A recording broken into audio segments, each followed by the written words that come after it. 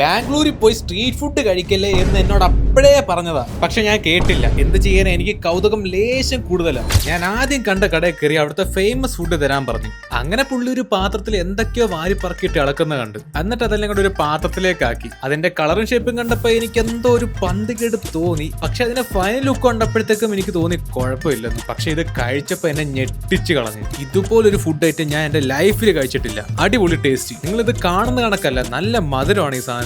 അതൊക്കെ കഴിഞ്ഞ് രാത്രി ആയപ്പോൾ ഞാൻ ഒരു കടയിൽ കയറി ഇവിടുത്തെ ദോശ ഒന്ന് ട്രൈ ചെയ്ത് നോക്കാൻ വേണ്ടി. മസാലയൊക്കെ വാരി ഇങ്ങനെ തേച്ച് പിടിപ്പിക്കും. ആഹാ, പിന്നെ കുറെ എണ്ണ വാരി ഇങ്ങനെ ഒഴിക്കുന്നുണ്ട്. ഞാൻ അങ്ങനെ ഒരെണ്ണം മേടിച്ച് കഴിച്ചു നോക്കും. നമ്മുടെ നാട്ടിലെ ദോശയുടെ ടേസ്റ്റേ അല്ല. ചിലപ്പോൾ ഓരോരുത്തർക്കും ഓരോ ടേസ്റ്റ് അല്ലേ, ഇവിടുത്തെ ആൾക്കാർക്ക് ഇഷ്ടപ്പെടുമായിരിക്കും. എന്തായാലും എനിക്ക് ഇഷ്ടപ്പെട്ടില്ല. ദോശ തിന്നതിന് ക്ഷീണം മാറ്റാൻ വേണ്ടി ഒരു കടയിൽ കയറി ഗുൽക്കൻ ട്രൈ ചെയ്തു. ഗുൽക്കൻ എന്ന് പറഞ്ഞു കഴിഞ്ഞാൽ ഒരുപാട് ഡ്രൈ ഫ്രൂട്ട്സും ഐസ്ക്രീമും ഗുലാബ് ജാമും ഒക്കെ ഇട്ട് തരുന്ന ഒരു അടിപൊളി സാധനം. ഞാനിത് ആദ്യമായിട്ടാണ് കഴിക്കുന്നത്. എനിക്ക് കഴിച്ചപ്പോൾ തന്നെ ഒരുപാട് ഇഷ്ടപ്പെട്ടു. 200 രൂപയാണ് ഇതാണ്ട് ഇത്രയുള്ള സാധനത്തിന് വില. പക്ഷെ വെറുത്ത സാധനമാണ്, അടിപൊളിയാണ്, കഴിച്ചിരിക്കണം. പിന്നെ ഇവിടുത്തെ ഫേമസ് മല്ലിക ഇഡലി ഒന്ന് ട്രൈ ചെയ്ത് നോക്കി. ഇത് നല്ല പൂ പോലത്തെ സോഫ്റ്റ് ഇഡലിയാണ്. ഇത് കുറച്ച് പിച്ച് വായി വെച്ചത് മാത്രം ഓർമ്മയുള്ള അലിഞ്ഞു പോകുക. ഇഡലി സാധാരണ എനിക്ക് ഇഷ്ടമല്ല, പക്ഷെ ഈ മല്ലിക ഇഡലി വെറുത്താണ് മോനെ. ചുമ്മാതല്ല എല്ലാവരും പറഞ്ഞത് ബാംഗ്ലൂരിലെ സ്ട്രീറ്റ് ഫുഡ് കഴിക്കരുത്. കാര്യം വെച്ചാൽ എല്ലാത്തിനും ഒടുക്കത്തെ ടേസ്റ്റാണ്. ഫുൾ വീഡിയോ ചാനലുണ്ട്, കയറി കാണുക.